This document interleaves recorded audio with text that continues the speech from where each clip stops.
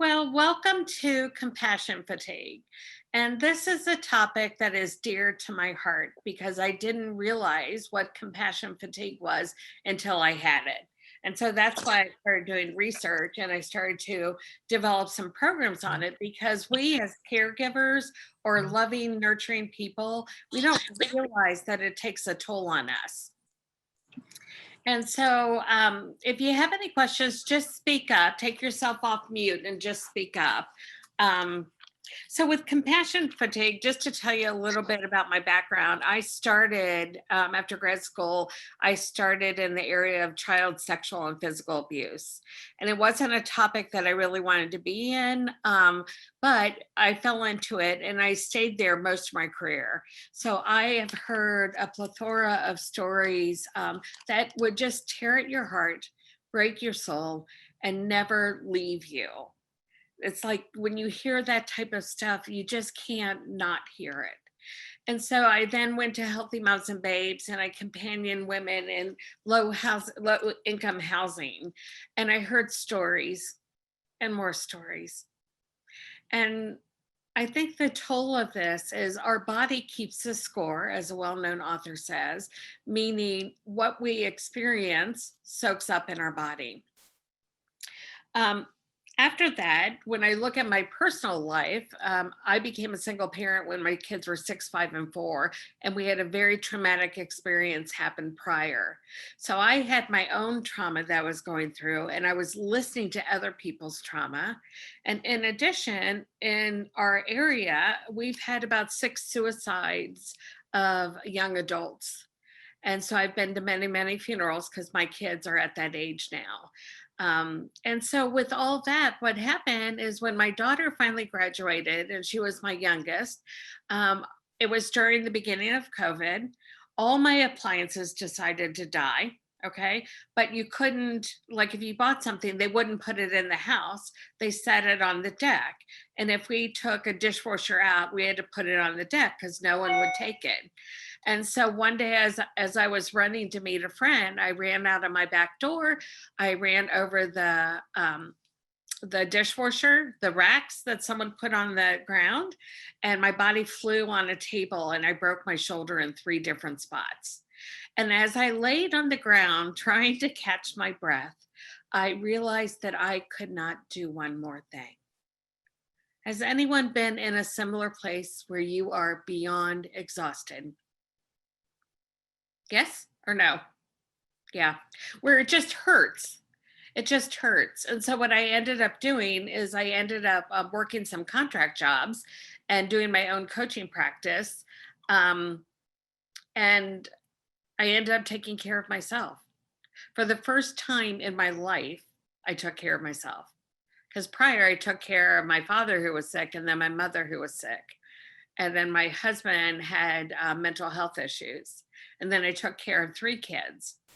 And when you don't stop to take care of yourself, your body can no longer stay at ease. It is at unease. Does that make sense? So the illnesses that you develop are really reflective of what's going on in your life. So when I started my own private practice, it was in 2004. One of my first clients was a woman who was a professional singer, but she lost her voice, and she had left the stage because she could no longer sing. Now, this is a woman with a very, very strong voice. Well, I sort of laughed because I'm like, why? Because I'm a life coach. But I'm like, why are you coming to me? I know nothing about singing. I know nothing about being on stage. But she was referred. So I thought, okay, I'll try to do the best I can. Well, it turns out when I started asking her about her life on stage, it was a very male dominated field. And so she was not able to use her voice to set boundaries. And when I say male dominated, these are very, very famous people who were um, very controlling. And so within the process, my client stopped using her voice to say no. And what ended up happening is it affected her singing voice. So whatever we experience, it shows up in our body. So what I did with her, we went back to every instant and I said, tell me, if you could say something different, what would you say? And she would just yell it out. She was so angry. And I just kept validating her voice. I hear you. I hear what you're saying. And finally, after the time we worked together, she started singing again. And she's singing now. But to me, it was one of the most powerful experiences, telling me that if we don't take care of our bodies will scream. And to be honest with me, even though I'm a coach and I always tell people to take care of themselves, and I bring meals to people, I bring flowers to people who are struggling, I never thought about taking care of myself. And so when you look at the work that you do, well, first of all, I want to thank you so much for the work you do. It's so powerful because in the therapeutic end of things, if we don't teach kids coping skills now, they will end up like everyone else, using coping skills such as drinking, drugs, things like that, to deal with their feelings. And you guys have the chance to change that by giving them a voice, by listening to them, and by meeting them where they are. So thank you for what you do. But when you do the work, it also is very, very traumatic because a lot of families right now have gone through a lot of trauma. So let me ask you, Jury, can we do a whiteboard? Yes, I believe so. I think you have that. Okay, I might not be able to do that. Hold on. It says a host. I don't see it on my-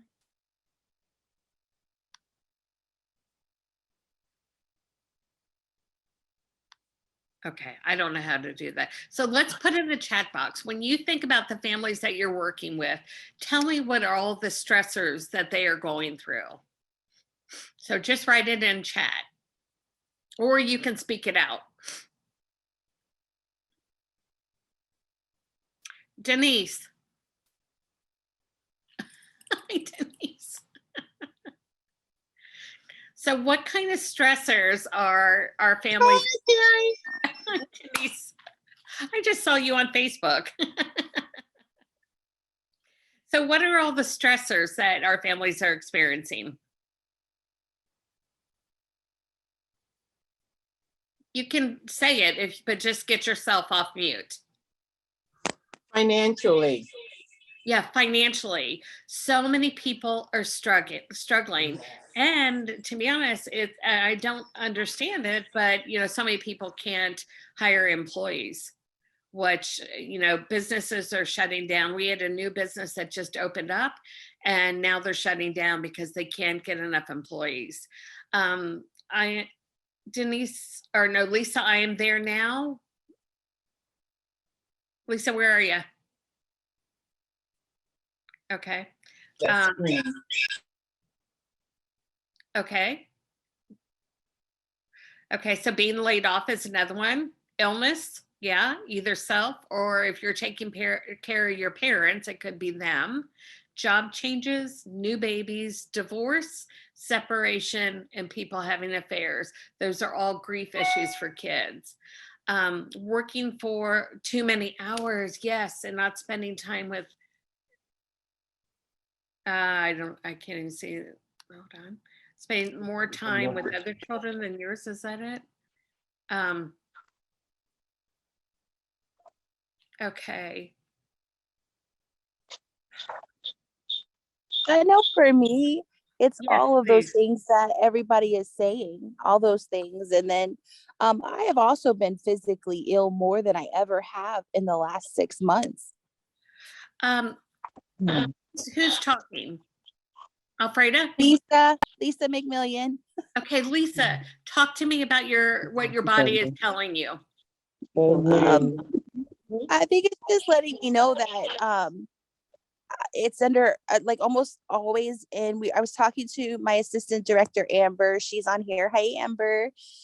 It's almost like we're always in fight or flight mode. Right. Right. And let's put a hold on the stressors and let's talk about that, because that's really, really important. Because once you get out of the fight or flight mode, that's when your body doesn't know how to do anything else but fight or flight. So when you look at trauma, trauma is when the experience and your feeling of helplessness is stronger than your coping techniques. So you get this overwhelming feeling of helplessness and you don't have any resources, but you don't know what to do. So what that does, there's a part of the brain that's called the amygdala. The amygdala then sends messages to the hypothalamus to either fight, flight, or freeze. And those are our coping techniques, and they work in the moment. But what happens if we don't take care of ourselves, those activities keep on happening in our brain. We see that with kids. A lot of kids who have been diagnosed with ADHD, it most likely is not ADHD, it's most likely trauma and how they're experiencing it. So, Lisa, tell me again, what is your body saying? Are you getting sick? How do you know you're in fight or flight? I have a hard time coming home and unwinding, but I have a health condition, and it's just really in the last 6 months I've been hospitalized twice. You could probably hear in my voice right now. I actually am sick right now, and it's just I think it feels like it's just my body is just saying you've got to stop and slow down. It's almost like I'm constantly stressed. Right, right. And so you're losing your voice. Did that story about my client resonate with you? A little bit. I mean, I have this, I feel like all of us here probably have this overwhelming desire to fix things. And that stems from my childhood. I want to be able to give answers to my staff, to my families, to my fellow administrators. And I think for the first time in a long time, I don't have those answers. Our center was hit with something that went viral through the news. And then, you have COVID, and I know everyone is talking about COVID, but then on top of it, when you are the one that is supposed to be the strongest, the one that is leading, it kind of makes me feel weak. You probably are weak, though, respectfully speaking. You probably are exhausted. There was, what was it? Go ahead. No, I just, I know it's very personal. Everyone has the same kind of things going on.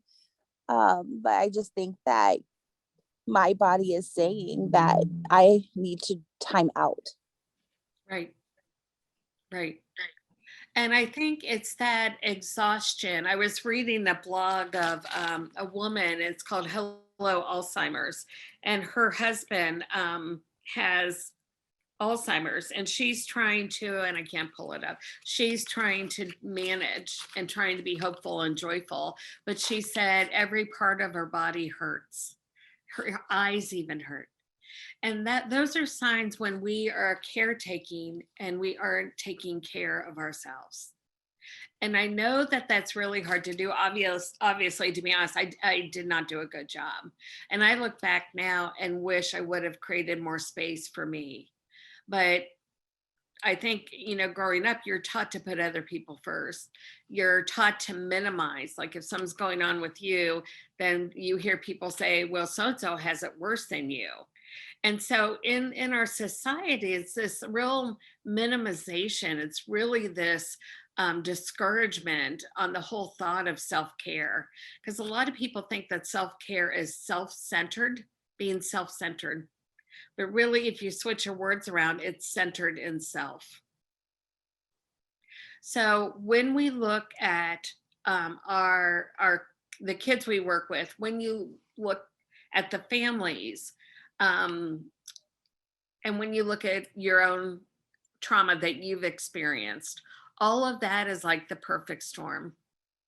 And unless you choose to make a change, your body will keep soaking up those stories.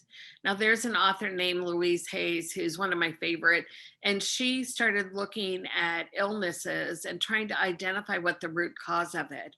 And if you take, like if you take different organs in the body, there is an issue that's associated with it. So if you have a lot of UTIs, you know, the thought is, or for me, it's a coaching question. What are you holding on to that you need to let go of? If you have like issues with your legs are moving forward. So what is going on in your life in which you aren't moving forward? Does that make sense? I encourage you to look her up because her book and the back of the book with all the illnesses is really fascinating. Because at first I was like, yeah, right, you know, but when I work with clients and they'll come in and tell me something, I'll go back to that and say, and then I have the coaching question, what is holding you back? You know, what in your life is holding you back from moving forward? What is going on where you aren't comfortable in using your voice to set boundaries? What does he need to let go of that you're holding on to? And all those questions probably resonate to us in some ways or another, don't they? So what I want to do is I want to first let me read you the definition. Compassion fatigue is described as the cost of caring for others and emotional and physical pain. It states that it's characterized by deep physical and emotional exhaustion and a pronounced change in the helper's ability to feel empathy for their patients, their loved ones, their coworkers. It is marked by an increased cynicism at work, a loss of enjoyment of our career, and eventually can transform into depression, secondary traumatic stress, and stress-related illnesses. The most insidious aspect of compassion fatigue is that it attacks at the very core of what has brought us to our work, our empathy and compassion for others. So there's different stages of this. The first stage when we get a job, usually it's pretty enthusiastic. We're like, woohoo, new job, new beginning, this looks fun. So we're committed, we're involved, we're available, we're solving problems, making a difference, willing to go the extra mile. We have high enthusiasm and we volunteer without hesitation. So that's when everything's going really great. The next stage is the irritability stage. It's beginning to take the shortcut on task, avoiding clients and patients, begin to degrade the people we serve, using inappropriate humor, oversights, mistakes, lapse of memory, distancing others from self, or distancing ourselves from others. The third stage is withdrawal. We start complaining about our work life and clients. Enthusiasm turns sour. And the fourth stage is quitting. Our hopeless turns into frustration and anger. We begin to dislike people. Others appear incompetent. We distance from those we serve or others that we care about. We have no patience, no sense of humor, and no time for fun. Let me ask you, what stage are you in?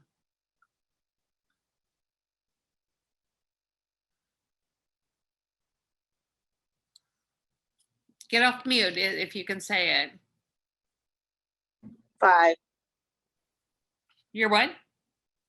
You said what, number 5? Wasn't that the No, last what one? stage are you in? Are you Oh, in okay. enthusiasm? I'm sorry, the irritability, withdrawal, or quitting? Oh, okay. Withdrawn. Okay, so you're close to quitting stage. Withdrawal, quitting. I'm Irritability. stage 3. Okay, Yeah, me too. withdrawal. 3. Okay. What else? Irritability is like seeping into withdrawal. Yeah. Yeah. And what does that feel Irritability. like for, what was that? Irritability. Irritability. Yeah. Irritability for me as well. Okay. So you're starting to not enjoy working. You maybe not, you aren't excited to go to work. You're relieved when the day's over. You want to go in the bathroom. What was that? I'm sorry, I misunderstood. So I don't feel that way about work. It's just in my personal in my personal life, like I'm so overwhelmed with work and, just not having time to do other things within my personal space. So no, I'm not withdrawn from work at all. I do apologize for that. No, that's totally fine, but our work and our personal life blend together. So like by the time I broke my shoulder, I did not want to work at all. And I'm a person who volunteers. I'm very compassionate. I'm incredibly empathic. I had nothing left. And so when you look at the work I did, plus my own personal life, plus my own trauma, then that ends up in the perfect storm. Does that make sense, Debbie? Yeah. So feeling, yes. Okay. Let's see. Carrie, Yes. so I've been having issues with my phone and my computer, so I'm all over. So I'm the one that originally said I was from Hamilton. I know your sister Kim. She is a huge supporter of our school, and her grandkids all came here. But so Her love kids. Her kids, right? maybe her kids too, but in my realm, it was her grandkids. Every and Maddie. Yeah, and Harper. So I'm at withdrawal, close to the other one. So it's one of those, and it's not your initial question about like the stressors of the families. For me, it's not the families, it's the understaffing.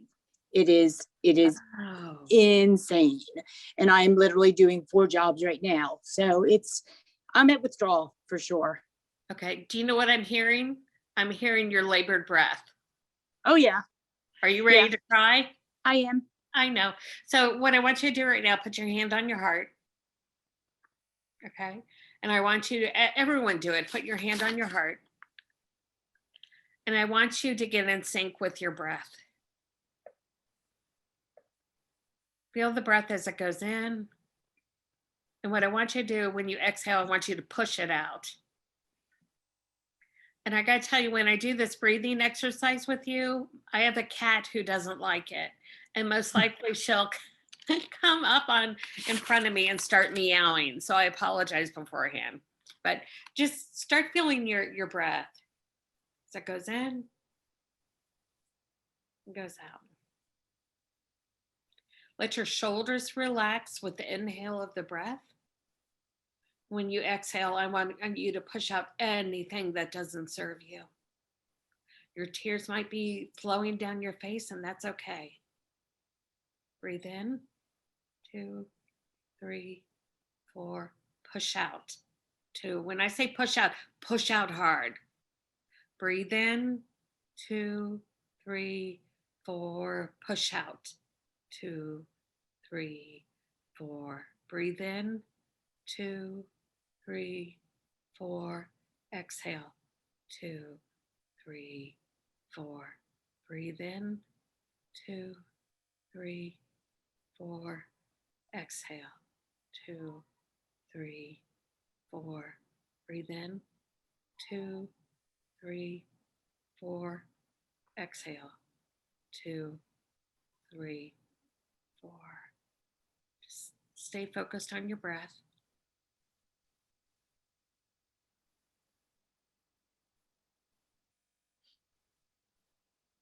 How does that feel?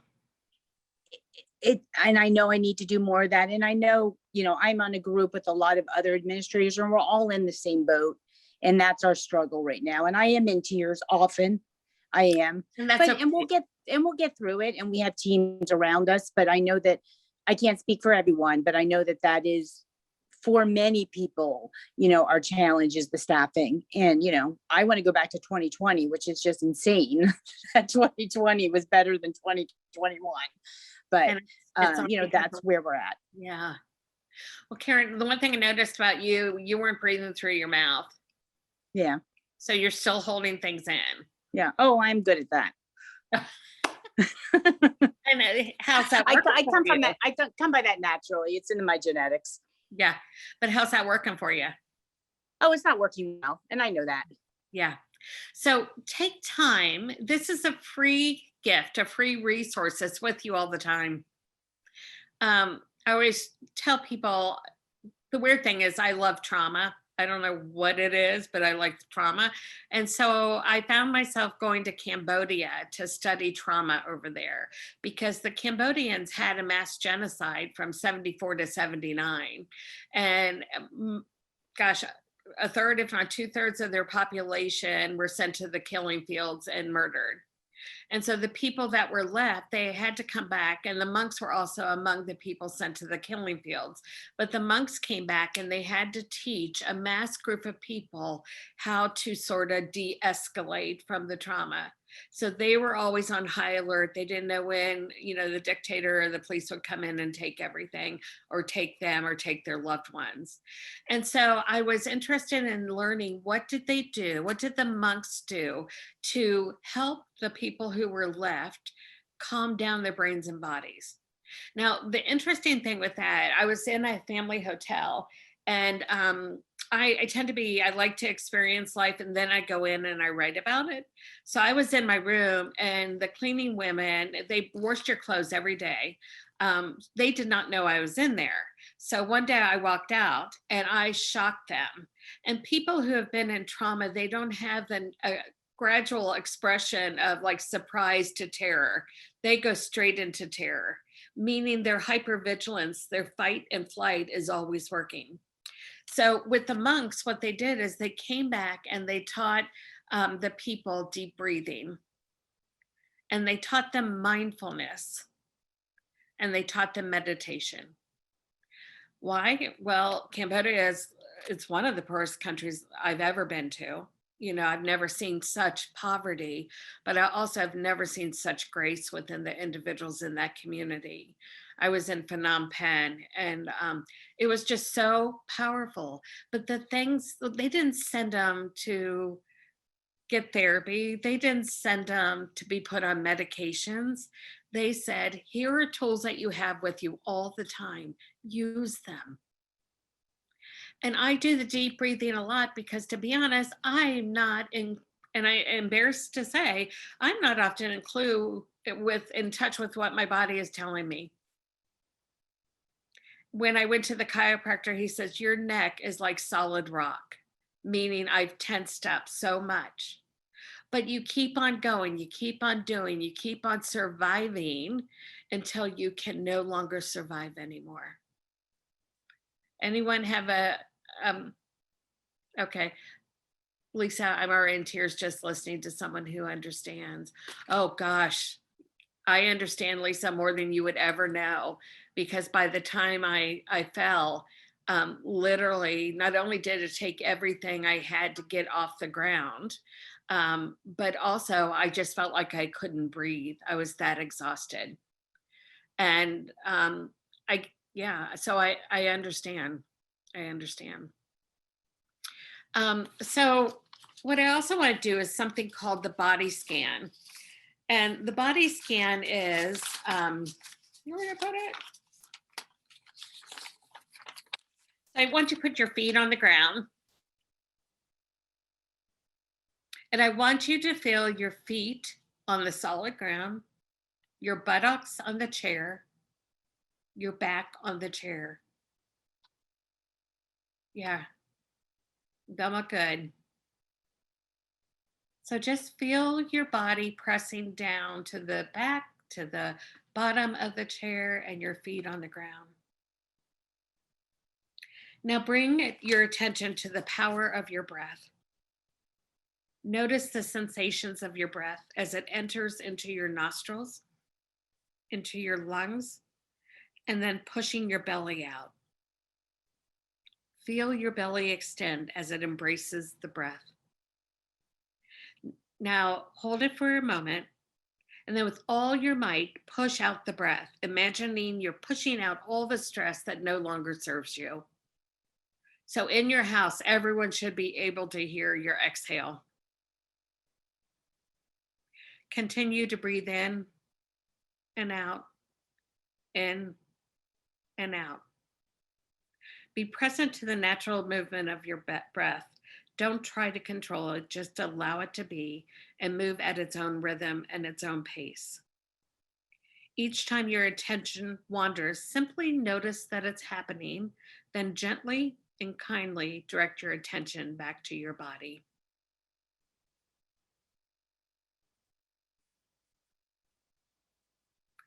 Next, bring your attention to the top of your head, forehead, and eyes.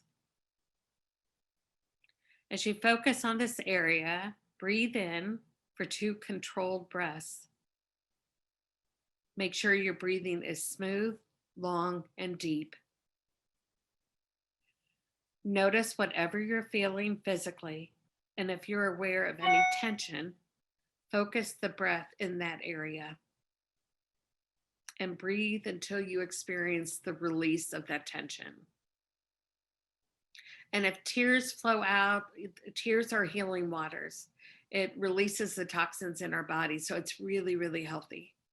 So let them flow. There's no judgment.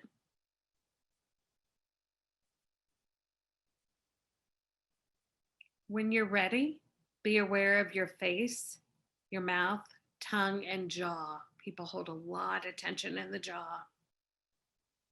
Once again, be open to the different sensations and breathe in light, life, and healing. Imagine your exhale soaking up all the tension, and then you're pushing it out through the exhale. Feel your body, feel the release. Allow your shoulders to start slumping, and just let your body move to the rhythm of your breath.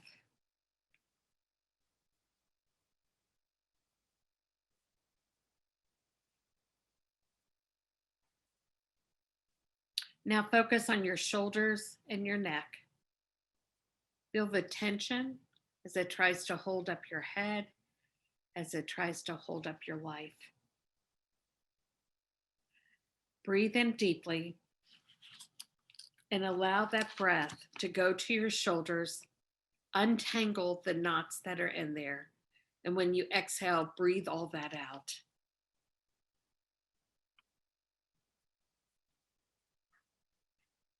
Do the sensations seem to change as you bring your focus to the area and as you bring the breath to that area? Now switch your focus to your upper chest and your upper back areas. Feel if there's any tension there. Your back is how you are grounded in life. Imagine your breath going into those areas and relaxing them.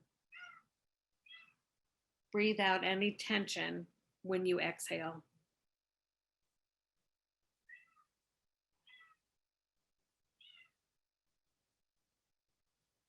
Now it's your tummy time to focus. A lot of people hold their stress in their stomach. Bring your awareness to your stomach area and your lower back. If there's a lot of pain that keeps drawing your attention to one region, just focus on that area and imagine the breath going into that area, grabbing all that doesn't serve the body and push it out through the exhale. I know. Next, bring your attention to the pelvic region, your buttocks, your thighs, the back of your legs, your calves, your shins. Do you notice any sensation, any tingling, any warmth?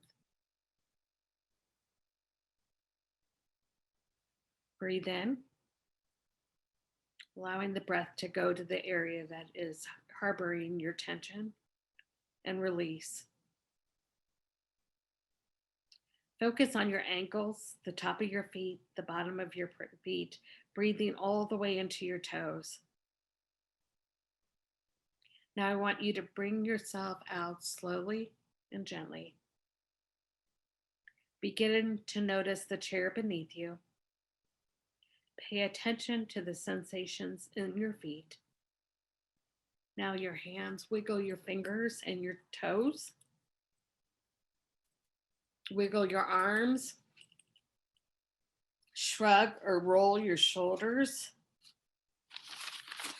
Feel the breath sort of empowering your body, bringing it back to some sense of normalcy. And then come to the room and you can slowly open your eyes. So when trauma stays in the head, what we want to do is go straight to our body. Our trauma disconnects us from our body. And so, in order to heal, we have to connect with our body. I always encourage you to do a body scan. And I got to tell you, I'm doing them daily to see what part of the body are you holding your attention in. And then don't ignore it. Create space to honor that part of your body that's screaming to you. When you look at those breaks on the shoulder, that was very relaxing. Good, good. I had 3 breaks. Okay. So, one, my shoulders hold a lot of pressure and stress, right? I mean, the shoulders, they say you have too much on your shoulders. Well, the 3 breaks are I have 3 kids. So, my body was telling me that going through what I did, plus the work that I chose to do, plus all the volunteer work I did, it was just too much for me to carry. To be honest, that was the most painful physical experience I've ever had in my life. But I am so grateful for that experience because it's really taught me to stop and slow down. I am now saying no instead of saying yes all the time, which I did. I was a yes person. I now say no. If something doesn't give me life, if it doesn't give me joy, I choose not to do it. What are your thoughts? How was that experience for you? You can get off mute.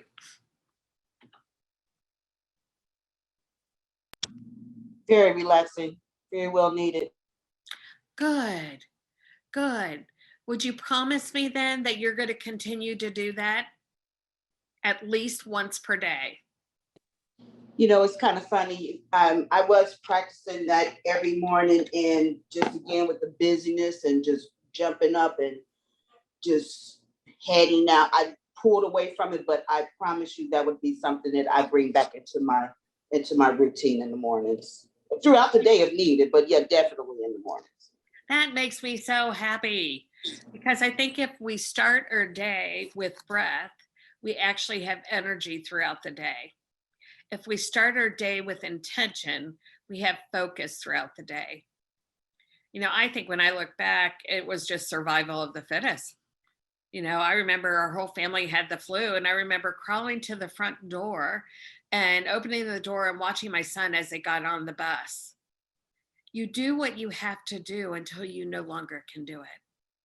But what I want to do now is more prevention work, you know, preventing any illness that should arise or any accident that should arise. Now, those accidents can teach us something, but let it teach you how to heal. The name of the book is You Can Heal Your Life. I'm sorry, I saw the question before.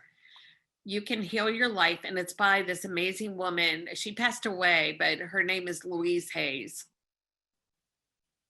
And I probably have 4 or 5 of those books in my office, tend to loan them out, you know, because it's so significant to really connect with your body. What other thoughts do you have?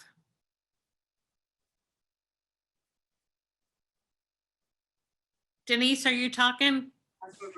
It taught me how to look at myself again. Yes. And how does that feel to be able to look at yourself again? It feels good because I feel like I forget to do that a lot. Yeah. Yeah. Do you know, when I was raising my kids, and part of this is my goofy nature, but I was getting dressed so fast, I would wear my shirts inside out and not realize until I was someplace, or my daughter would go, "Mom, your shirt's inside out again." Like, I never stopped to look in the mirror to go, how do I look? How do I feel? Let me start the day. I was out the door and running. But it's taking that time to connect with yourself by looking in the mirror and knowing that who you are is so important. And I applaud you heartfeltly for the work you guys do. I don't think I could do it. 2, you guys sacrifice a lot to care for other kids. And because I've been in the abuse field, I know what's going on in families. And I know that if you open your door and you go, "Hey, I've waited all day to see you," then those kids get this moment of feeling loved. And when I look at kids, the behavior I see through their misbehavior is often the question, "Do you love me? Do you love me?" And if we don't tell them that we love them, they're going to act it out in really bad ways. Or as they get older, they're going to go into gangs who are family to them, who say that they love them and they'll do anything for them. And with the increase in the suicide rate, guys, I am shocked. I've been through way too many funerals right now. We got to connect with the kids and give them strategies to get through the toughness in life, because it is hard. But there needs to be a space where kids can breathe. So when you're teaching, when your kids are coming in and they're angry, do deep breathing with them. Validate them. Say, "I see how you're feeling." Or if you're looking in the mirror, say, "I see how you're feeling. Let's stop and just breathe." It makes a difference. The other strategy I'm going to tell you was huge in my life when I would leave work and before I got at home, where you leave work as a professional and then you go home and your kids are there and everyone's waiting for you to walk through the door, right? They're just waiting there. And you're going to get bombarded. There's nothing to eat or whatever the issues are. But what I learned is there's something called the 5 sense strategy. So each finger is a different sense. So I'm going to walk you through it. Yeah. So 5 things that you see. So look around your house or wherever you are and identify 5 things you see.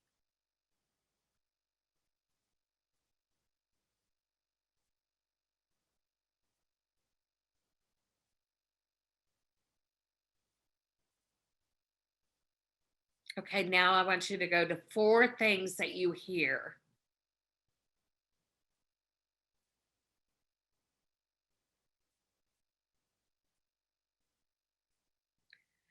Three things that you touch.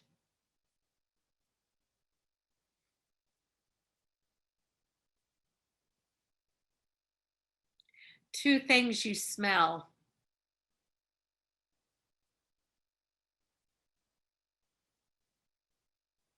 And 1 thing you taste.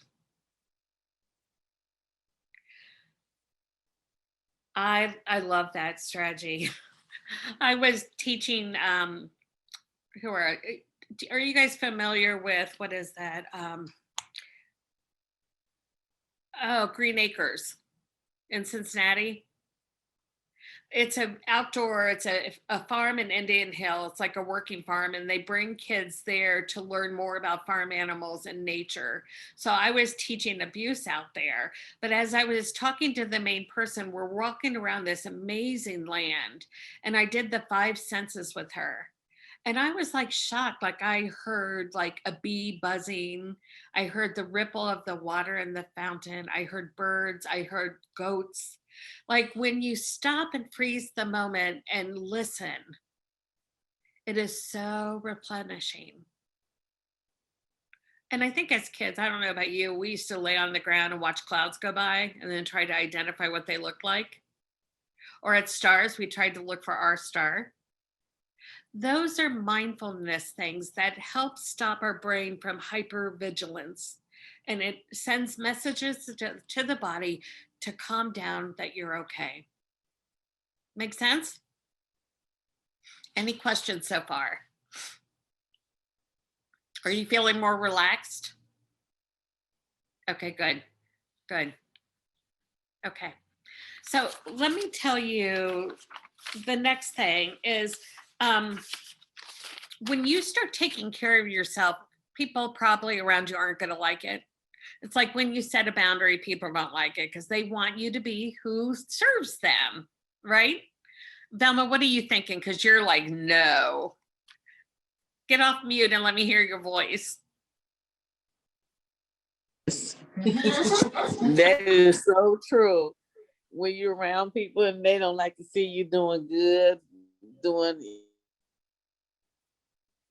good for yourself. You know what, people are envious and jealous, and I don't know why is that. You know what, I ain't no better than you are, you know what, so whatever I'm doing, you know, I work hard for what I'm doing, trying to do, you know what, so why are you envious and jealous? I'd rather for you to, you know, encourage me, you know what, and be happy for me, and a lot of people are not.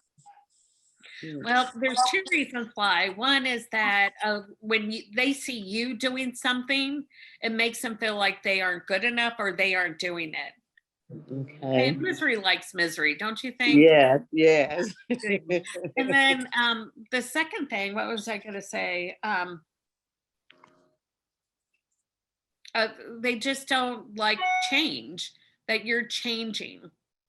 And they will probably use words like, well, that's being selfish, or it's all about you, or whatever it is. But I encourage you to ride the wave and to listen to your body. Yes. A wonderful reflection. It's a little bit long, but bear with me. Anyone familiar with Mary Oliver, the poet? Okay, she's wonderful. She's the one who wrote a poem that says, tell me, what is it you're going to do with one wild and precious life? I love that question. Doesn't that change the perspective on how we look at life? What are you going to do with this one wild and precious life? Love it. But this is her thoughts on change. One day you finally knew what you had to do and began. Though the voices around you kept shouting their bad advice, through the whole house began to tremble, and you felt like an old tug at your ankles. Mend my life, each voice cried. But you didn't stop. You knew what you had to do. Though the wind pried its stiff fingers at the very foundation, through the melancholy was terrible, it was already late enough in a wild night, and the road full of fallen branches and stones. But little by little, as you left their voice behind, the stars began to burn through the sheets of the clouds, and there was a new voice, which you slowly recognized as your own, that kept you company as you strode deeper and deeper into the world, determined to do the one thing you could do, determined to save the only life that you could save. Isn't that powerful? Yeah. And I like that, save the only life that you can save, because often we try to rescue people and we want to make decisions for them. But what I know as a coach, when I'm working with a client, my client has all the resources inside. It's not about me. I use the questions. I believe in their gifts and their worth, but it's them who have all the answers. So instead of me trying to fix them, I say, what is it you need to do to get to that place? How many different ways can you look at this issue to look at it differently? Or how many different ways can you take care of yourself? And what kind of space are you going to commit to self-care? Oh, okay, wait a minute. It's a time for an attention check-in. So attendance check-in, if everybody could just put their first name in the chat box for me, please, I would appreciate it. Hi, this is Nicholas Garrett. I am on my phone. Can you guys check me in? Yes, we can. Thank you. You're welcome.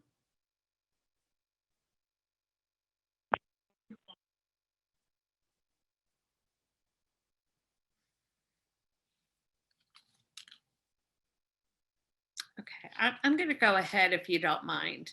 The hard truths about self-care: you will disappoint some people when you prioritize your self-care.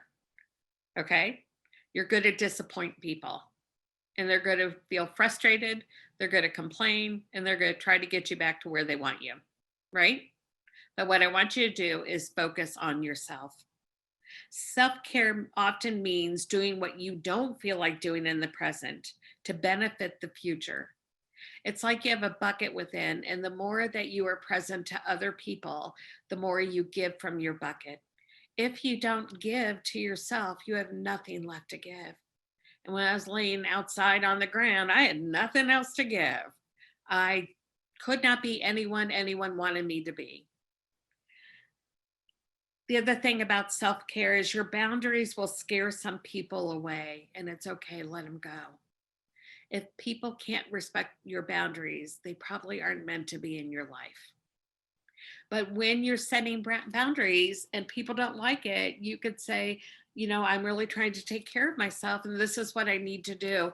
And I know that it might be something that you aren't comfortable with, but I need to do this. And I really appreciate your support. Don't neglect yourself taking care of someone else. I remember making meals for so many families. And then my kid, Isaac, would come in and he said, "Oh, you made mashed potatoes," which are his favorite. And he looked at me, he goes, "Those aren't for us, are they?" I'm like, "No, we're going to McDonald's." I did that so many times. My poor children.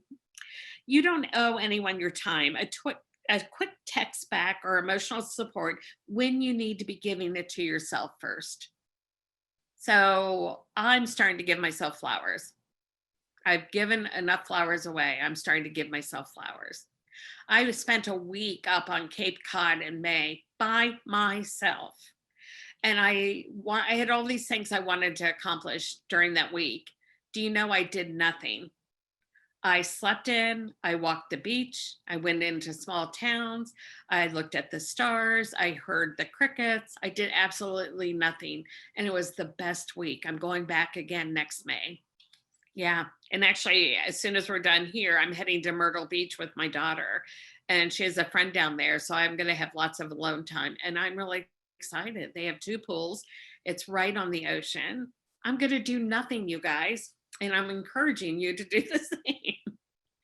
No, neglecting yourself to take care of somebody else may seem like an act of love, but giving from a place of emptiness only leads to resentment towards the person and eventually growing towards yourself. Self-care requires letting go of relations, habits, and choices that are familiar, but they no longer serve you. Who would give me an example of that? What can you let go of that no longer serves you?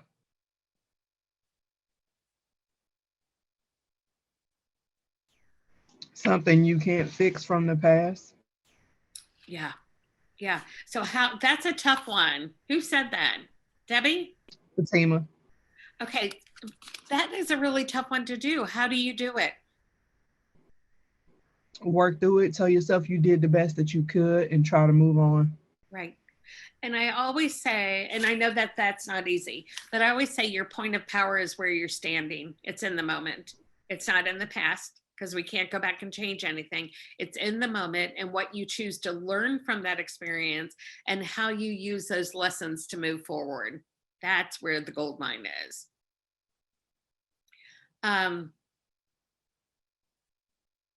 Okay, so Rashana, I went through that with some staff when I became a part of administration. Oh, you're going to definitely go through that because people think that you're abandoning them. And so remember, that is about them, and what is about you is going into the administration. The other wisdom is you're only control of you, no one else. So you're in control of how you respond. But if someone responds and is angry by something you said and you said it respectfully, that is their emotion. You do not have to own it. You do not have to placate it. You don't have to fix it. Right? Okay. It means being honest with yourself, especially when the truth is hard to admit. And self-care is hardest to do when you need it most. Anyone give me an example?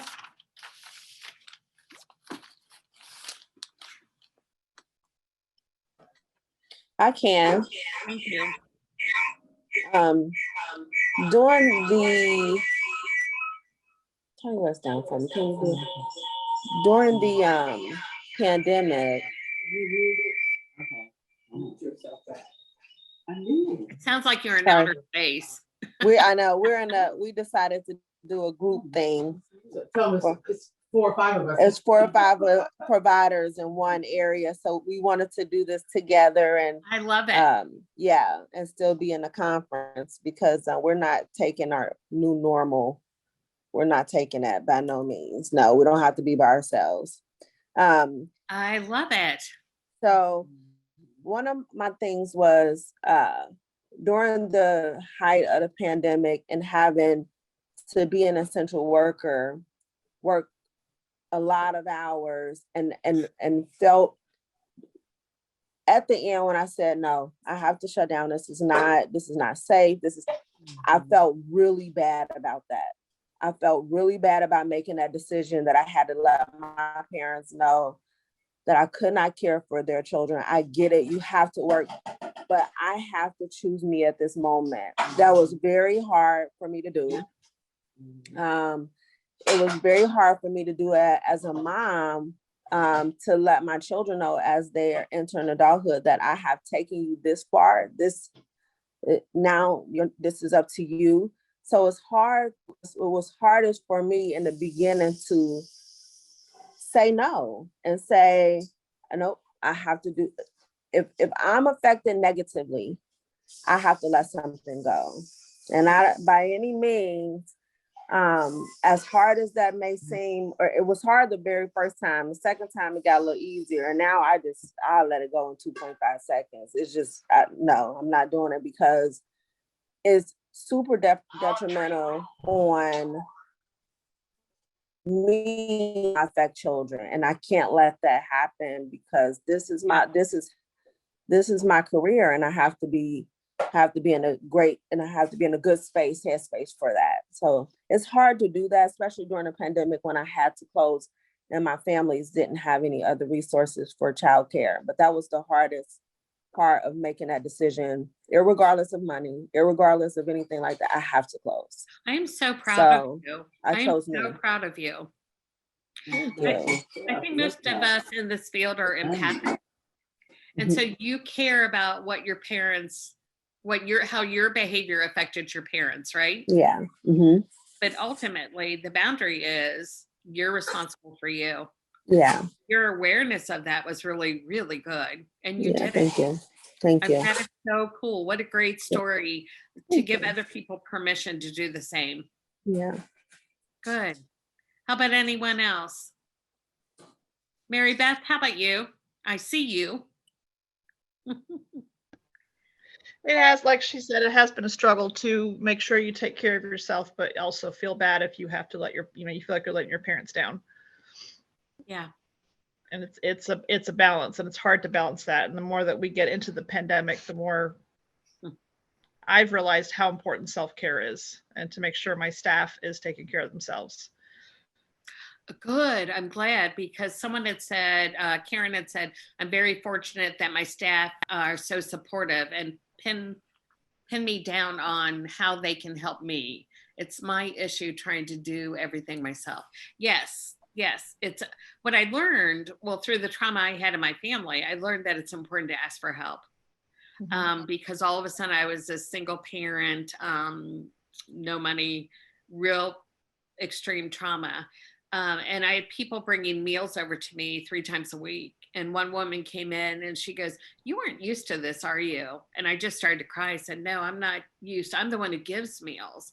And she said, "By you receiving, you're experiencing grace. And when you look up grace, grace is strength and courage." And I really needed strength and courage. So it's shifting the way we look at self-care. It's the shifting the way of receiving. Does that make sense? Mm-hmm.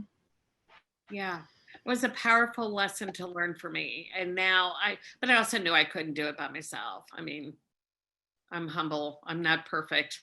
I needed help. Any other ideas? Daryl, how about you? How are you doing in terms of taking care of yourself? I don't do too well doing that.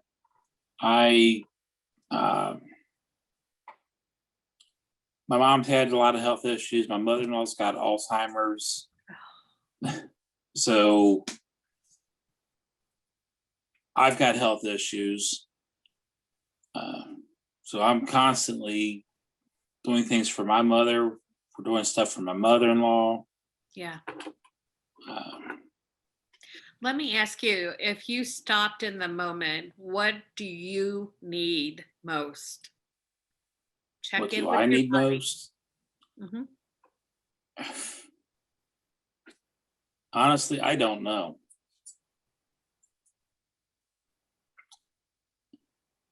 Okay, I have a few ideas about that.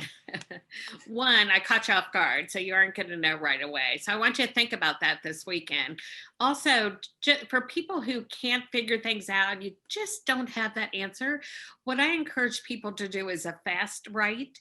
It's when you put your pen on the paper and you write for 3 to 5 pages nonstop. So, Daryl, for you, I would put at the top, what do I need? And then you write 3 to 5 pages. And by the 3rd page, you're going to figure out what you need. And then the goal is, because usually the reaction is, well, it's just me. Who's going to help me?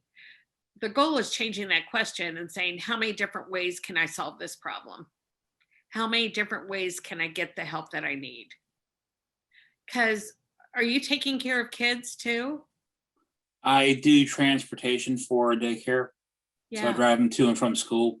yeah. And that would be the hardest job of all, to be honest, because it's one against all those kids. But In an enclosed vehicle. yeah, while you're driving, yeah. But you're getting at both ends. It's like the sandwich generation, taking care of our parents and then taking care of our kids or our family or the kids you work with. Yeah. So please do the fast write and figure out what you need and then honor it. Don't Okay. minimize it. Don't do anything to minimize or rationalize. You need to do it. I found out. I've done the fast write, and it really does help. It helps with getting your thoughts out that you didn't even think you had. I And know. it really does help. Yeah. I use the fast write a lot with people because I don't accept I don't know. When people say I don't know, it's really quick. That's why I said think about it for a while, because I know you have the answers, Daryl. I know you have the answers. You might not want to shed light on the answers because it might mean you have to set some boundaries. Yeah. But I do know 2 weeks from today, we're going to be in the Chicago area for a wedding. Mhm. So we're getting away from the center for almost a week. Okay, good. Is that the only time you do per year? My wife and I have not been on a vacation together in forever. Okay, what do you need to do to make that happen? Just set it up and do it. Yeah. So what do you need to set it up? Need to have a calendar and say, we're doing it this day. We're leaving this day and coming back Yeah. whenever. Do it. Yeah. What I started doing, and I forgot I did, but I took out $30 per paycheck and put it into a vacation fund, and it's called a Dustin. So the company will match it. So what I realized is I have about $5,000, $6,000, and I want to take my kids on a all exclusive trip. But I saved that over 4 or 5 years and didn't remember. And sometimes if we put money aside for a trip, it's worth it. But then when you go on that trip, you have to decide what is life giving for you. Right? Yeah. What fuels you? And I follow, my favorite authors are Anne Moore Lindbergh and then Joan Anderson, who I met numerous times, but they would take a week and go to the sea, go to the beach. And so that's why I went up to Cape Cod in May, because I thought, I am going to do this. I'm going to be like Anne Moore Lindbergh. And I thought I'd do some magnificent writing. I did nothing. But what I realized, that is what I needed to do, is nothing. And so even if you stay at home, make sure that you tell people you're away so no one calls you or stops by. Set the boundaries that you need.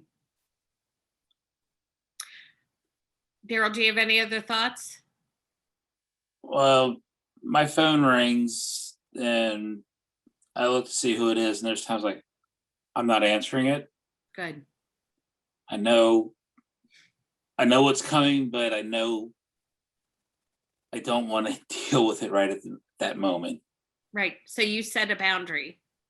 Yeah, To protect your mental space and energy, you're going to respond to it when you have energy. yeah. And how do And you then feel doing that? sometimes I feel terrible because Right. generally it's my mother that's calling, Mhm.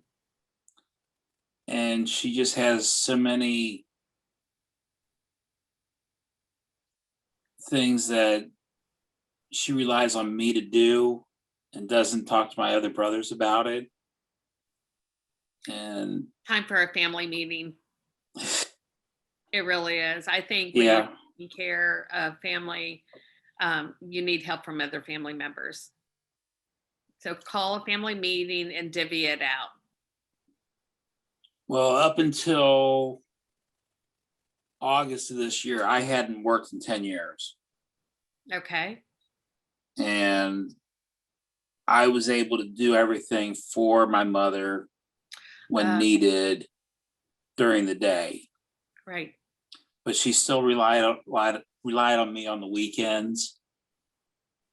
And my oldest brother lives 5 minutes from her. I live 5 minutes from her, and my other brother's half hour, 45 minutes. So all three of you guys could help out.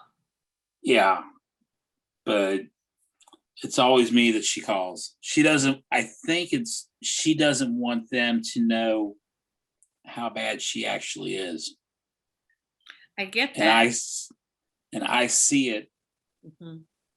and they don't see it because Right. they're not with her nearly as much as I am. Right. I would identify what you're able to do without sacrificing yourself, and then put it out there and say, okay, on the weekends, this is what we need to do. Who would like to do it? I don't want her driving, so I am definitely doing her grocery shopping for her as much as possible. You know, Amazon delivers. I think Yeah. you have to look at all the things you're doing and say, do I need to do this or can I delegate out? And nowadays, like I order a lot through Amazon or Target because they deliver to the door. I mean,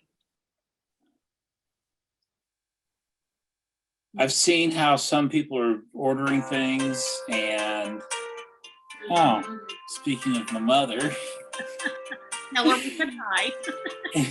No, don't answer right yet. I've seen how when people order stuff from Amazon or those places, they don't get what they want. So I know, this but what's way, the cost? So she doesn't get every item that she wants, but the cost of you is strong. yeah, Just think about it. Look through the list. Like I was trained by Martha Beck, who's this well-known coach. I went out to Phoenix, and it's right on the brink of me becoming a single mom. And I was so overwhelmed to come back home. And she said, write down a list of everything you need to do. And then she said, what items can you check off the list? Well, I checked a lot off. What items can you delegate? Okay, these I can delegate. I was left with like 5 things I needed to do. And at that time, I was taking care of my mother, my 3 kids, managing my husband's mental health issues. Really, if you think about it, your sanity is worth it. Your mom might be frustrated, but that's her feeling. And I don't want her to be frustrated, but that's just life. You don't always get everything you want. Especially now in grocery stores, you can go in there and there's blank shelves, you know? yeah, that is true. So put yourself first, Daryl, please. Okay? I can't hear you. I'll try to. Tell your mom we love her, but it's okay to set boundaries with people we love. Yeah, I've been wanting to call this family meeting, but within the past 6 to 8 weeks, my oldest brother's mother-in-law passed away. My other brother's had a massive heart attack. My oldest brother, again, just had some cancer removed. So It's just a matter of getting time to do it. And my oldest brother's youngest son's getting married in 2 weeks. Okay, wait till after So- 2 weeks, but you know what? That's their stuff to deal with. You have to, and I don't mean to be callous or disrespectful at all, but we can make excuses as to why people can't help us. Once again, Yeah, at the well, that's forgetting, everything that's going on is just not being able to get everybody together right now. okay. Get a date in the future. Yeah, You were so worth it. You really are. We all have 6 needs, you guys. One is physical. And physical is, taking care of our bodies, working out, eating healthy, drinking like a half gallon of water per day is pretty good. That helps fill our physical body up, right? Sleeping. Oh my gosh. After I broke my shoulder, I would sleep. I would just say, what do I need? I need to lay down. I would sleep, I'd get up, and I'm actually starting to feel rested. Now it's been a year ago, June, that I broke my shoulder, but I'm actually starting to get my spunk back. It's taken that long, you guys. The other one is social. You need to surround yourself with people who like you and you like them. How many times have I gotten on the phone with someone who I don't really like, I'm not really connected to, but I'm telling my kids to be quiet so I can listen to this person? How many times do you go out with people who drain you just because you feel like you need to, or they don't have any friends? And how this is rolling off my tongue is because I've done it my whole life. So now what I'm doing, I'm saying, okay, this group of friends, like my high school friends I met like a week ago, they are life-giving. When I leave, I feel like I'm a better person and I have energy, and I still have energy from that breakfast together. I know what group of friends that give me life. I also know that I love being outdoors, and I love being with my daughter. She's doggone funny. So those are the things I need to create space for.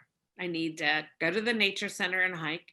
I need to go to vintage festivals with my daughter, or go on vacation like we're going today. But that's a social. Who do you hang with? Who do you hang with that makes you want to be a better person? during this pandemic, we haven't hung with anybody. You can Yeah, do it just- FaceTime. Work. Um, We worked. well, my wife's behind me saying that we worked. I worked. Well, she worked. I She worked. doesn't drive, so I take her to and from work. We work at the same center. Which is great. But it's still important to have friends in our lives. Yeah. Even if you go out with them, like I go out with one group once a month and we laugh at an entire dinner.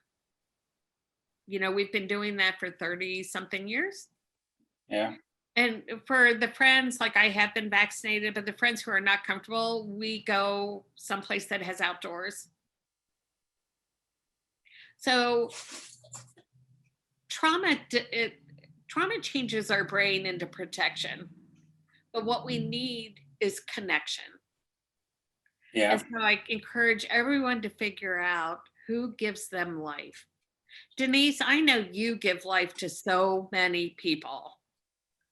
She is such a beautiful mom and grandmother. Thank you. You're You know, you had to mute yours.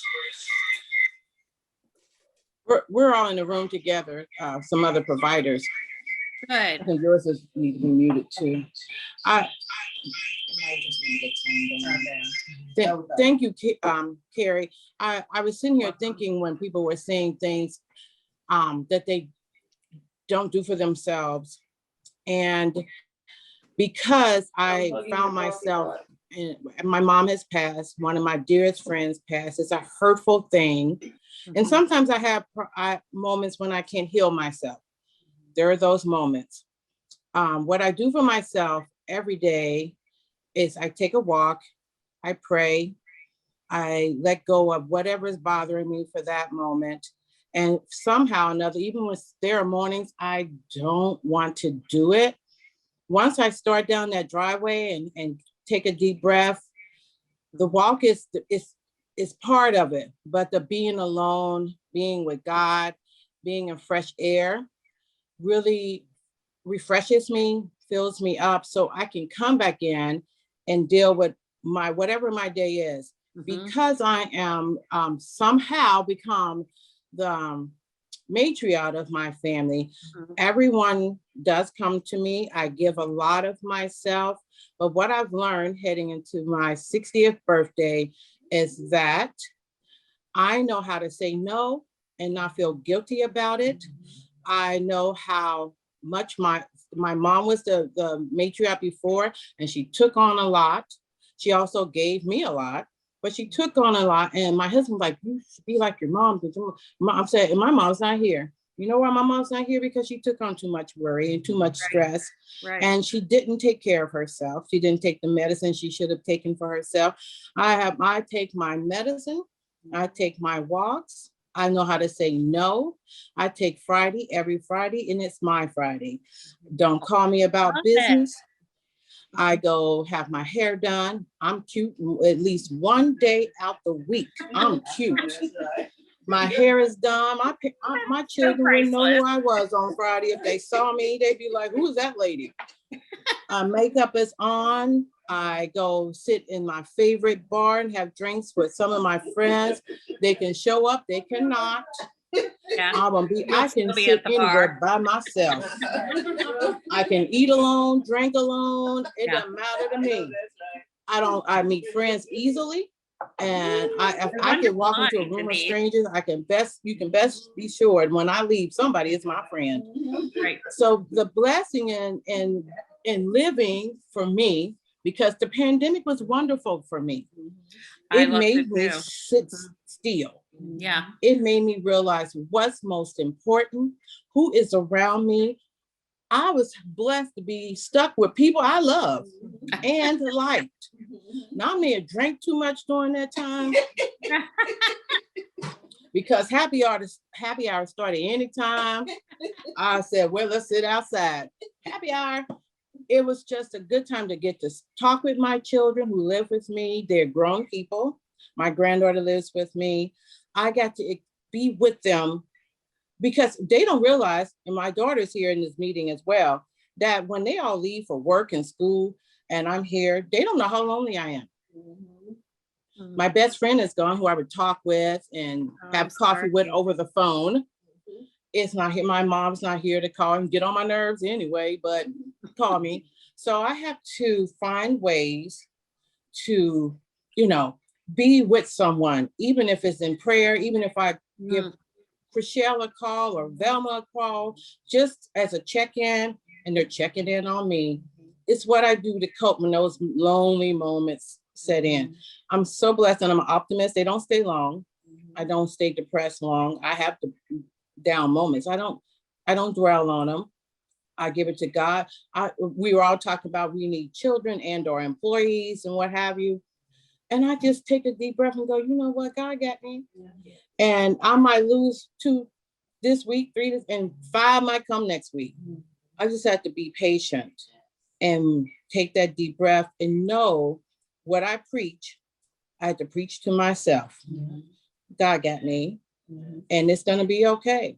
It is not in my time. It's when he says or she says, whatever you believe, it's in that time. So if you take that deep breath, and then I am able to give to so many people that I give to, and at my own time, where I'm not feeling resentful about it. And I do surround myself with people that replenish me, as opposed to people who drain me. And I got a few of them. Yeah. I don't talk to my sisters every day, because if I did, I would be sitting here totally drained and stressed. So I think you just have to really figure out what's best for you. And even though you do that, you're gonna lose some friends. Your man gonna be mad at you because you're walking and getting your body together. He gonna be wondering, you can turn it. leave it open. You gonna be wondering why you go to the bar every Friday? You can join me. I want to know what or bar you can you're worry at. why I'm there. Your choice. But I have to do that for myself. Yeah. Just a time, sometimes away from him. Yeah. If he wants to come, fine. If he doesn't, I'm good. But I just think, especially in the kind of work that we do, and we give to Right. so many people, that we have to figure out how to give back to ourselves. Amen. And I've spoken to you before. We've had a meeting or two before, and you are a replenisher. You are a giver. And even those couple of times that we spoke, it gave me the strength to keep on doing what I do and not feel guilty about it. And I don't. You're contagious, Denise. Yes. You are contagious. You're, do you see why I love you? Oh, thank you. I couldn't hear you. Wait, I couldn't hear you. You're contagious. Your energy, you know, you're just fun. Like, I'm really grateful our paths crossed. You know, Me too. You just are beautiful. Thank you so much. Thank you. You're welcome. This has been one of the best sessions I've had in a long time. Oh, thank you. I really appreciate you. Well, it's funny because I never have a plan. We'll need it. I just go where my heart is, you know, and this is a topic that is dear to my heart. Right. So let me go and answer some questions on this chat thing. The information on the company where I use for my vacation fund, it's called Adesten, Adesten. You have to use their resorts, but like I'm taking my kids to, we have to have a family meeting and decide, but we can go to Puerto Rico, we can go to the Caribbean, and everything's paid for. So you can, you know, it's great because they do match it. But I was thinking just for my own travels, like I'm going to put $30 aside in a separate account just for me, so I can go on my 1 week away up in New England. So do what you need to do. That is non-negotiable for me, my 1 week away. It really is. I had a question. You were giving us the 5 steps. You started with physical body, sleeping, social. Was that the last one? No, but I said that wrong too. So thank you for bringing that up. It's actually the acronym SPICES. Spices. Sorry about that. The first one is social. The second one is physical. Third is intellectual. Like I have a Kindle and I've been bringing that everywhere with me. Love it. So it's SPI. C is for creative. You know, for this week that Claire and I are going down to the beach, I brought paints and charcoal pencils, and I'm not artistic at all, but I'm going to try to be, okay? My family is very artistic. I didn't get anything, but I'm going to try.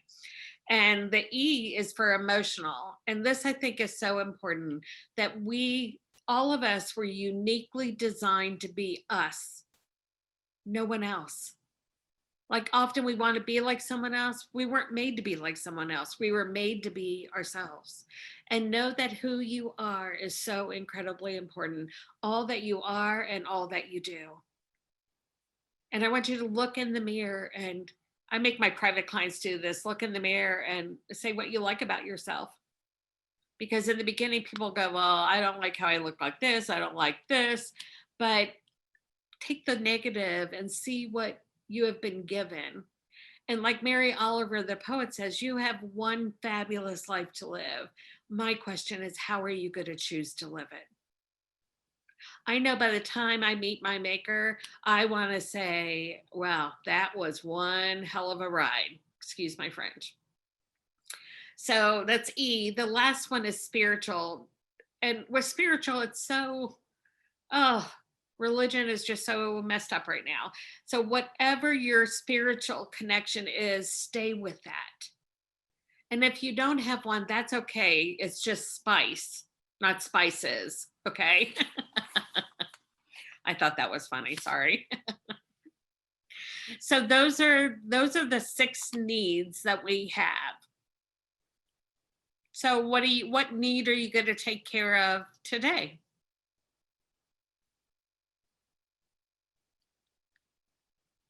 Patricia? What need are you going to take care of today? Yeah, get off mute. Oh, you're on mute.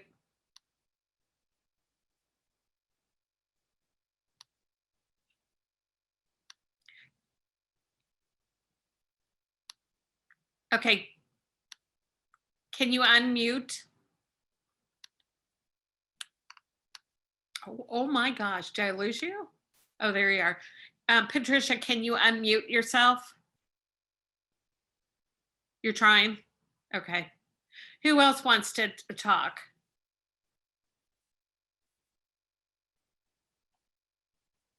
Oh, I love it. My phone is going to be on do not disturb and I'm going to focus on me. I love it. Physical, I'm pampering myself at home after the conference. Woohoo! Let's see, Amber, I need some time in which nobody needs anything from me and I'm going to do nothing. Well, there's never a time when no one needs anything from you. So use your boundaries and say, please do not interrupt me. This is about me. When I'm done, I'll be present to you. It was funny when my daughter was younger, I picked her up at school and I was saying how I didn't feel good. And she goes, you know, when this is done about you, can we talk about me again? And I thought I had like 2 minutes to talk about me and to complain. But it's funny. I love how she did that in a way. She's like, I need to talk about me, you know, but I need the same thing as well. Okay, what else are you guys gonna do?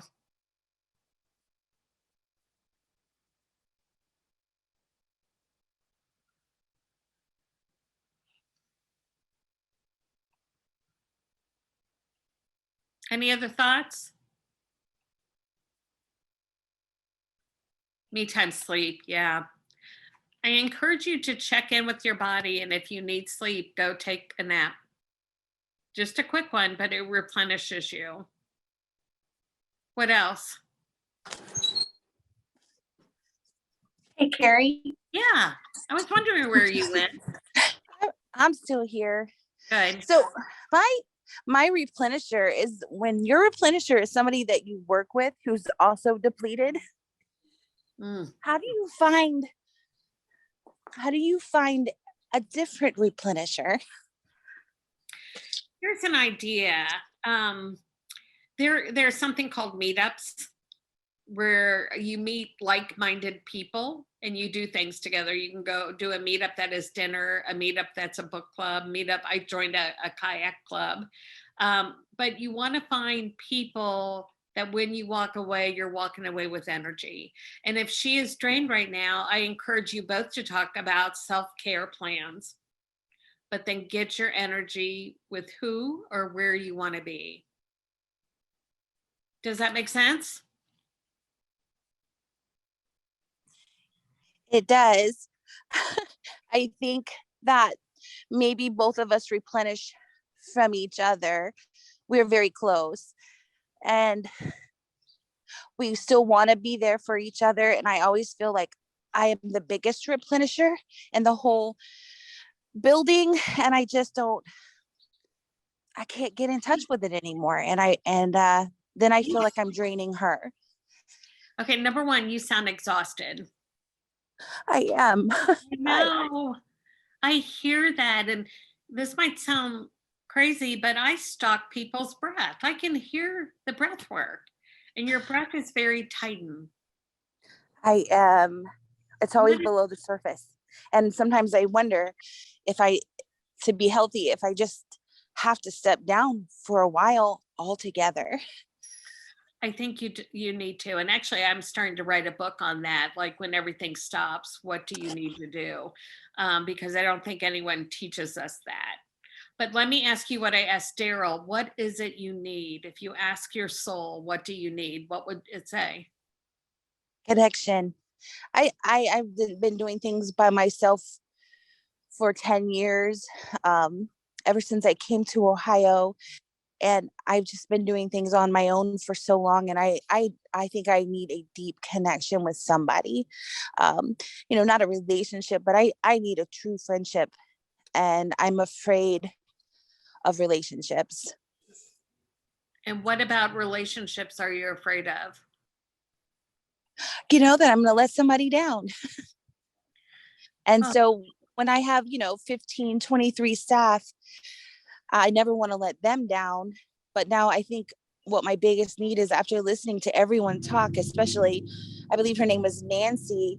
I mean, she has so many connections, and I'm wondering if that's what I need. Are you talking about Denise? Denise, I believe she spoke. Yeah. She was funny. She has a lot of insight. And, Yeah. I try to make God my biggest connector, my biggest connection personally, but I think I need friendships. We all need friendships. And let me also caution, and I'm telling you my mistakes, to be honest, because of my field, I've always been a therapist to friends, and now I realize I can't do that. That if people need therapy or they need coaching, you need to refer them. That I can't be that for someone else. They need to find it themselves. Does that make sense? But Yeah. I also need people to do things with. Yeah, and that's where meetups is really great. And they have like book clubs. They have people who go out to dinner during the week, or they have prayer groups. It's like, you can look up meetups in Cincinnati, and there are tons of them. But Well, thank you for that idea. What was that? Thank you for that idea. Oh, you're so welcome. And I got to tell you, in Hamilton, my nieces are involved in a lot. Especially Robin, she does art in the park. But there's so much going on in Hamilton right now to meet other people. Hamilton's really, it's really come to its own, which is really great. Cute town. I know your niece. We do art in the park all the time. Yeah. Oh, okay. Yeah, tell her I said hi. I will. Yeah, I have the best nieces. Yeah. And I'll say with that Hamilton connection, just like you talked about Hamilton, last week I connected with a friend. She's not a Hamilton friend, but we went to Operation Pumpkin and we just talked. So just doing that, reaching out to someone outside, because for us that are like entrenched and aren't able to do anything but work, because that's the world we're in right now, you are just surrounded by work people. I reached out and met with someone I haven't seen until it was pre-pandemic, and that was real. And she didn't yell at me, but she coached me and said, Karen, do something you want to do, because I unloaded on her too. But it was really good just to connect to someone that wasn't living in my current world. Yeah. Yes. And even though too, Lisa, with that, I will go anywhere. I love to travel on my own, and I always meet someone. So I would go up to Marblehead in Massachusetts. There is a cute little restaurant. By the time I left, everyone's like, Carrie, come back when you visit. Just go up and talk to people. You meet the most interesting people.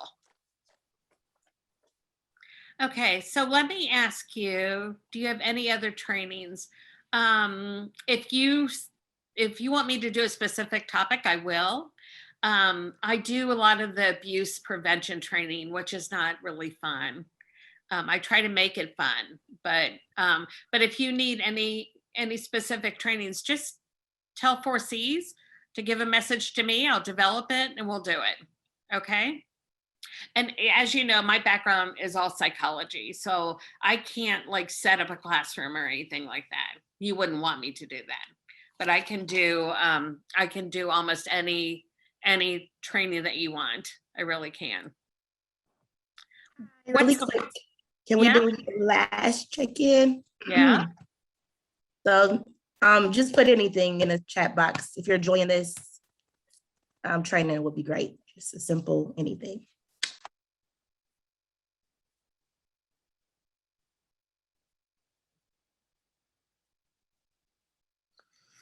Oh, that's a really good question, Kayla.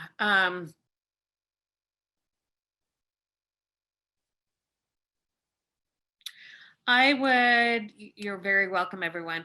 I would tell your boss that you need a retreat day where someone comes in and just replenishes you guys.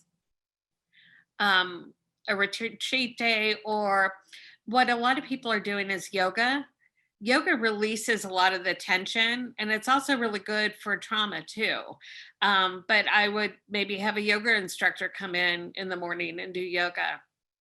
I would do mindful music, which Cincinnati Public does. Stacy Sims created this mindful music where in the beginning of the day, they listen to like really beautiful music. And what it shows that it calms everyone down. The lack of staff, you know, you guys, I don't know, I'm befuddled by that.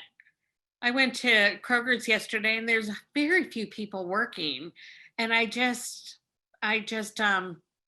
don't know what's going on.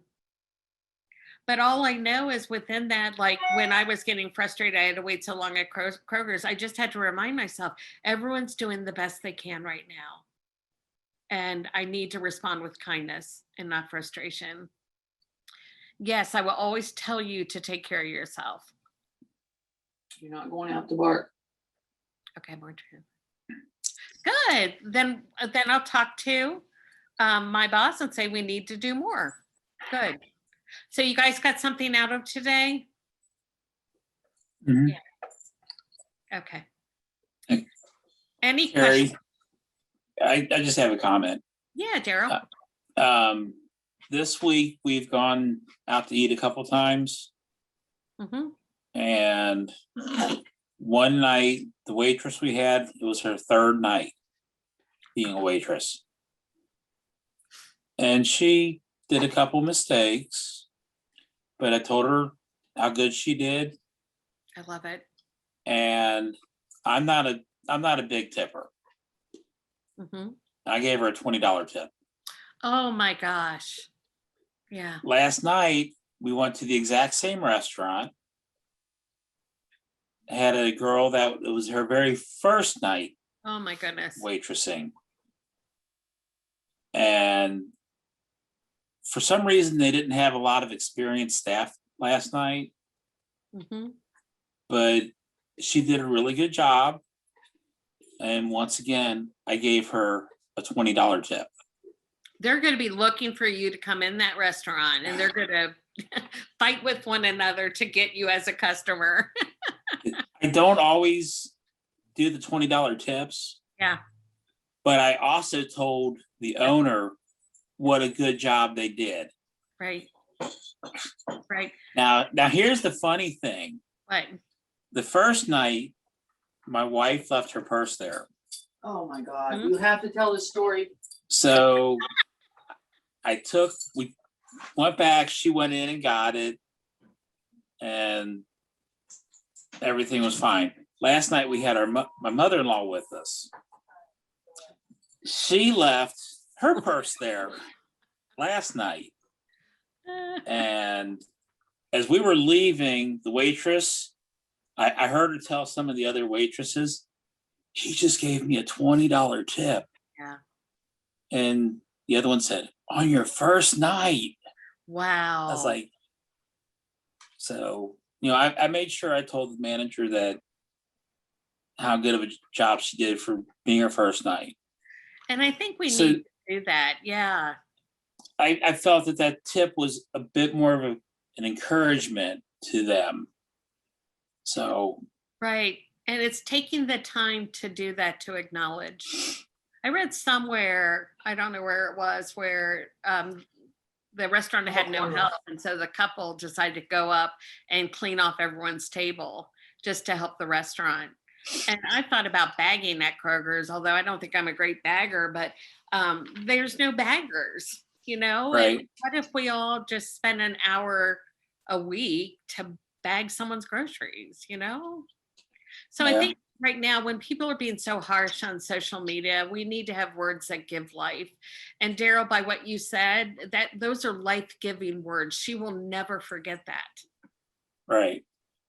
But Really. she was so ecstatic yesterday when she got that. Yeah. Because I actually handed it to her. Because I love it. Well, those restaurants, I feel so bad. I just don't know where all the workers are. We had them before COVID, you know, but that's a whole different discussion. So Yeah. the goal is do what we can, but not at the cost of our needs when we are so drained. Yeah. We have to honor ourselves.